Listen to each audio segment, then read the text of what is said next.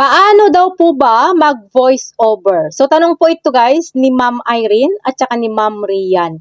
Alam nyo ba guys na mas maganda ang mag-voice over kaysa gumamit ng music? Lalo na kung hindi pa kayo monetize para mas mabilis lang mapansin ng system kapag original audio ang ginagamit ninyo. So, kung paano mag-voice over guys, sundan nyo lang ang video na ito.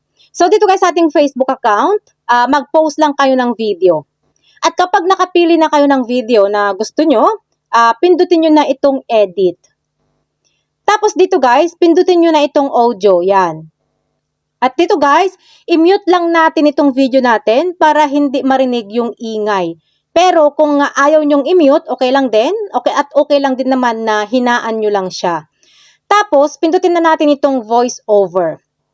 Etong puti na ito guys, ilagay lang natin ito sa unahan para doon mag-uumpisa yung voice over natin.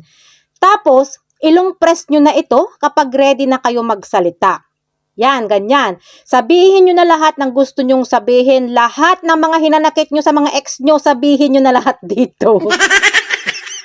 At kapag naubusan na kayo ng sasabihin, pwede nyong tanggalin yung daliri ninyo sa pagkalong press para tumigil yung pag-record niya. And then, ilong press nyo na lang ulit siya kapag may naisip na ulit kayong sasabihin. Tapos, iangat niya ulit ang daliri ninyo kapag naubusan ulit kayo ng sasabihin. And then, long press ulit kapag gusto nyo na ulit magsalita. At kapag natapos nyo na hanggang doon sa pinakadulo, pindutin nyo na itong done. And then, pindutin natin ulit itong next. And then, next ulit. And then, share now para maipost na siya.